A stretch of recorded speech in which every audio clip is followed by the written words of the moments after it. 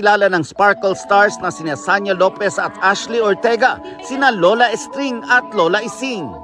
Hindi sila mga pangkaraniwang lola, kundi mga dating comfort women o sex slaves noong panahon ng Hapon. Sa pakikipagtulungan ng Lila Pilipina, nagkaroon ng pagkakataon ang dalawang aktres na mapakinggan ang pinagdaanan ng comfort women noong Japanese occupation sa Pilipinas. Niiyak na lang ako. Tinatakpan ko na lang ang mata ko.